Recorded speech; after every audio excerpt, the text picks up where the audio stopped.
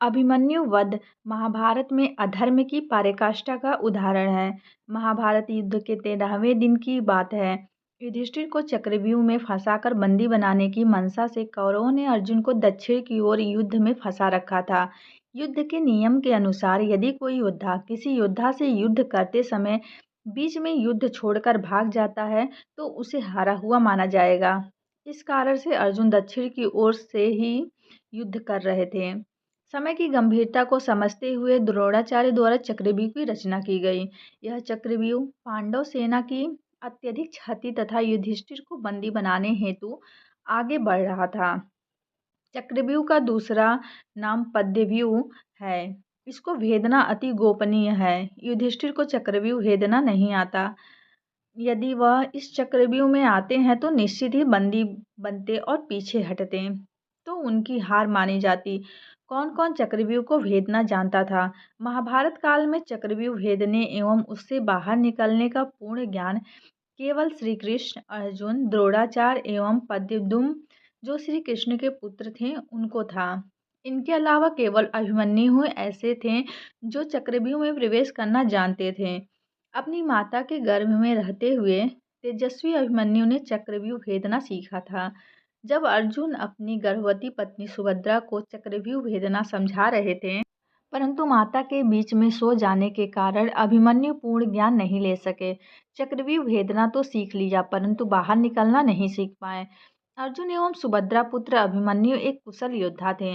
अभिमन्यु को रौद्रधारी भी कहा जाता है क्योंकि वह रौद्र नामक धनुष को धारण करते थे। यह धनुष उन्हें ज्येष्ठ मामा बलराम से प्राप्त हुआ था। मूल रूप से यह धनुष महादेव का है। महादेव ने यह धनुष बलराम जी को दिया था। अभिमन्यु को क्यों जाना पड़ा चक्रव्यूह में? अपनी वीरता एवं दृढ़ता का परिचय देते हुए वीर अभिमन्यु ने महाराज युधिष्ठिर से चक्रव्यूह भेदने की आज्ञा मानी। युधिष्ठिर ने अभिमन्यु को आज्ञा नहीं दी, परंतु दृढ़ एवं विवेकी अभिमन्यु यह जानते थे कि उसके अलावा वहां उपस्थित योद्धाओं में से कोई भी अभिमन्यु चक्रव्यूह को भेदना नहीं जानता था। वह यह भी जानते थे कि यदि युधिष्ठिर इस चक्रव्यूह में गए तो उनका बंदी बनना तय है। साथ ही धर्मयुद्ध यहीं पर समाप्त हो जाएगा। धर्म की हार होगी और अधर्म की जीत होगी। कौरवों की कुटिलता एवं समय की गंभीरता को समझते हुए अभिमन्यु ने स्वयं ही चक्रव्यूह में जाने का निर्णय लिया। उसके निर्णय के आगे युधिष्ठिर को भी हार माननी पड़ी। अभिमन्यु ने चक्रव्यूह में क्या किया? जब अभिमन्यु व्यूह में घुसे, जयद्रथ ने व्यूह का द्वार बंद कर दिया। वहीं युधिष्ठिर, भीम, नकुल, सहदेव अपने ससुर द्रुपद के साथ चक्रव्यूह में घुसने का प्रयास करते गए, परंतु व्यर्थ।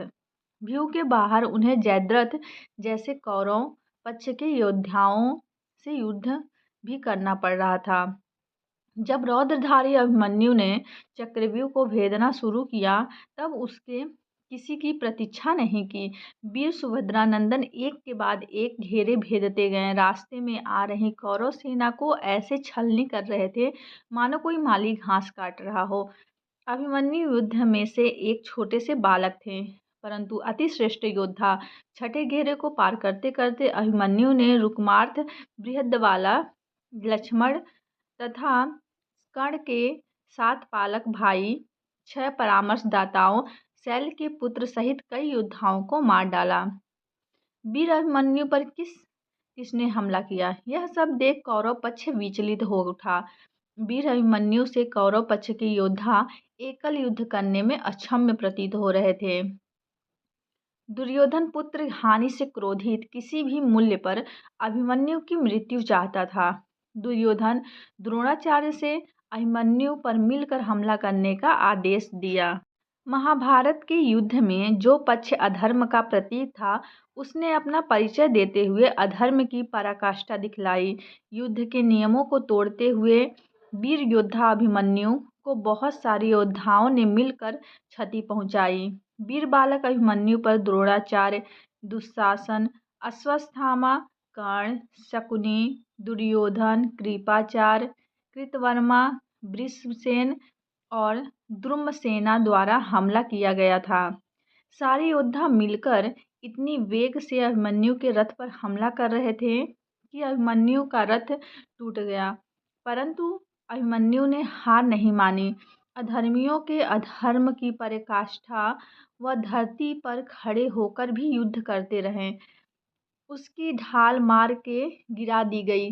तब उन्होंने रथ का पहिया हाथ में उठाकर उसे ढाल बनाकर युद्ध किया।